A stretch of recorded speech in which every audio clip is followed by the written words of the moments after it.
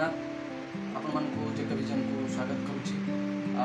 आज मु स्पेशल बनई पखाल खाइबा पाई बहुत मन है। आज पखाल खाइबा आपण माने जानछन ओडिसा बहुत फेमस अछि पखाल।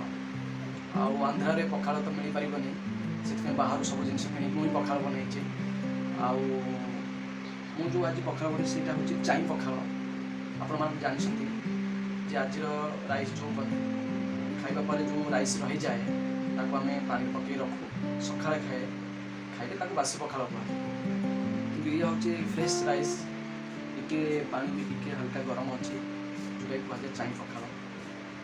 बहुत इच्छा है आज बहुत दिन पर खायापी जो जगार रही से हूँ विजयवाड़ा से बाहर तो पखाल मिलबनी ये तो ओडिशा नुह मुझे पखाल बनी खायापी। ये हूँ द्विपहर टाइम देखु ये हूँ चाई भात जो पानी मिसाई हूँ दही आप चाहिए से दही की चाई भात पकई खाईपर। ये हूँ शिंभ भजा ये हूँ कदली भजा पियाज लेंबू खाया बहुत निहार बाहर खाई खाई तो बोरिंग बहुत है। तेणु इच्छा है आज पखाल खाइबा गोटे स्पेशल बनई। बनवाई प्राय खर्च कर 100 टका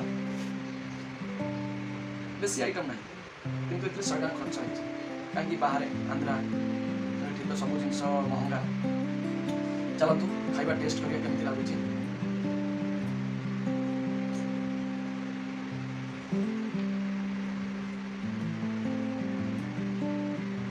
साधारणतः घर भी आम जो खाऊ चाई पखाल दही टे पकड़े बहुत टेस्ट लगे।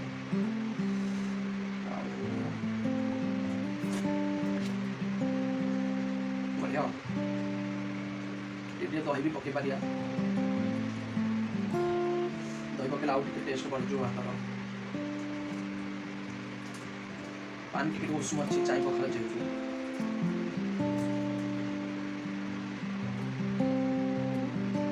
तो बहुत दिन बाहर रोचु एक्चुअली ये भात को पानी पकई खाइले बाहर लोक मैंने अलग प्रकार भाव ओडिशा लोक एमती पानी बड़का राइस अच्छी पानी पकई दौरान सका खाऊँ कि बाहर लोक मैंने अलग प्रकार फिलिंग करते जेहेतु आम ओडिया पखाल स्वाद आम ही जापर।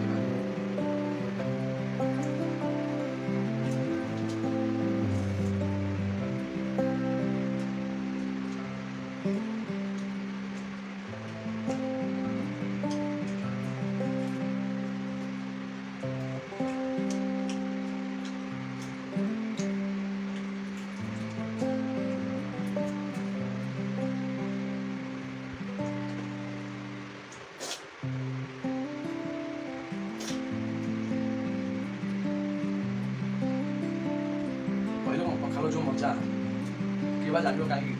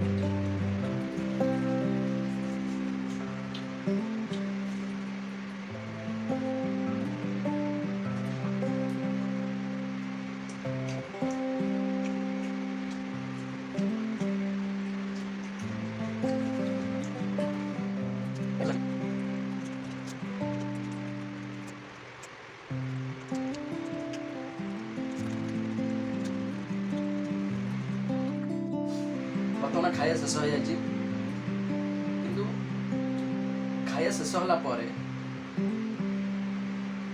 ଭାତର ତୋରାଣି ନ ପିଇଲେ ପଖାଳ ଖାଇଲା ଭଳିଆ କେବେ ବି ଲାଗିବ ନାହିଁ। ତେଣୁ ଏ ଯେଉଁ ତୋରାଣି ରହିଛି ସେଠି ପିଇବାକୁ ପଡ଼ିବ।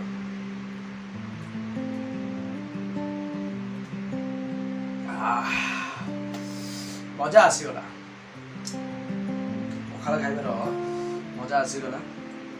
ଆଉ ଭିଡ଼ିଓ କେମିତି ଲାଗିଲା ସାଙ୍ଗମାନେ ନିଶ୍ଚୟ ଆପଣମାନେ କମେଣ୍ଟ କରି ଜଣାଇବେ। ଆଉ ଯଦି ଆପଣ ନୂଆ ଥିବେ ଚ୍ୟାନେଲ୍ ପାଇଁ ସବସ୍କ୍ରାଇବ୍ କରିନିଅନ୍ତୁ। ଆଉ ଯେଉଁ ଭିଡ଼ିଓ ବି ଦେଖୁଛନ୍ତି ଲାଇକ୍ କରନ୍ତୁ, ସେୟାର କରନ୍ତୁ। ଆଉ ଏଇଭଳିଆ ଓଡ଼ିଶାର ଲୋକମାନଙ୍କୁ ସପୋର୍ଟ କରନ୍ତୁ।